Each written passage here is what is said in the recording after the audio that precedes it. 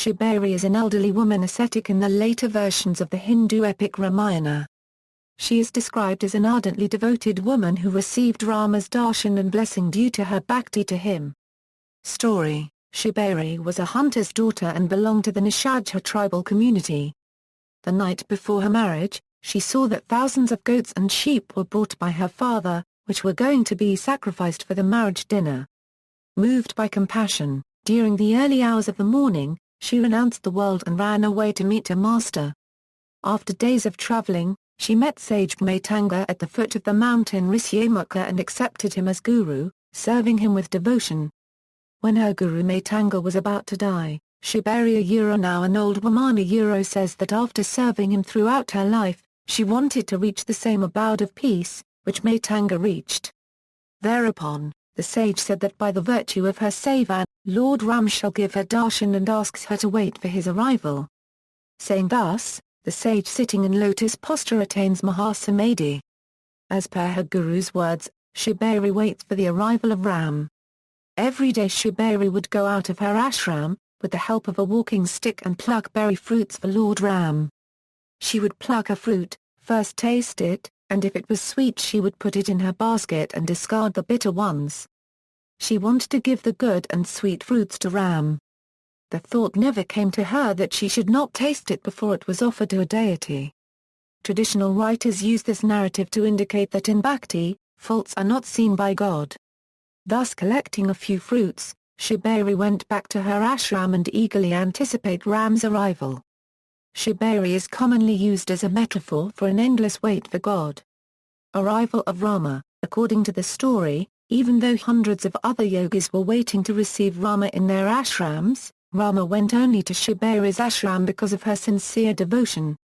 On seeing Rama, Shabari became ecstatic and said, "There were so many exalted yogis waiting for your darshan, but you came to this unworthy devotee. This clearly shows that you will neither see whether a devotee lives in a palace or humble hut, whether he is erudite or ignorant, neither see caste nor color. You will only see the true bhakti. I do not have anything to offer other than my heart, but here are some berry fruits. May it please you, my lord." Saying so, Shabari offered the fruits she had meticulously collected to Rama. When Rama was tasting them, Lakshmana raised the concern that Shabari had already tasted them and therefore unworthy of eating. To this Rama said that of the many types of food he had tasted, nothing could equal these berry fruits, offered with such devotion. You taste them, then alone will you know. Whomsoever offers a fruit, leaf, flower or some water with love, I partake it with great joy.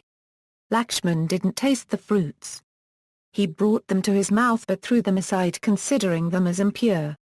Pleased with Shabari's devotion, Rama blesses her with his vision. Rama notices the donyas or bowls of handmade leaves in which she had offered the fruits and is impressed by the hard work Shabari has gone through to make them and hence blesses the tree, so that the leaves naturally grow in the shape of a bowl. Shabari also tells Rama to take help from Syed river and where to find him. The Ramayana says that Shabari was a very bright and knowledgeable saint. Ram's discourse: Ram delivers his discourse on Navavidha Bhakti to Shabari. Such pure devotion is expressed in 9 ways. First is satsang or association with love-intoxicated devotees and righteous people. The second is to develop a taste for hearing my nectar-like stories. The third is service to the Guru. Fourth is to sing my kirtan japa or repetition of my holy name and chanting my bhajans. Of the fifth expression to follow scriptural injunctions always, to practice control of the senses, nobility of character and selfless service. These are expressions of the sixth mode of bhakti. Seeing me manifested everywhere in this world and worshipping my saints more than myself is the seventh mode of bhakti. To find no fault with anyone and to be contented with one's lot is the eighth mode of bhakti. Unreserved surrender with total faith in my strength is the ninth and highest stage. Shabari: anyone who practices one of these 9 modes of my bhakti pleases me most and reaches me without fail. That which is most difficult for the greatest yogis was easily attained by you, Shabari, because of your sincere devotion. Shabari redirects Ram and Lakshman towards Hanuman and Swadriv. See also, backward caste Hindu saints, notes. References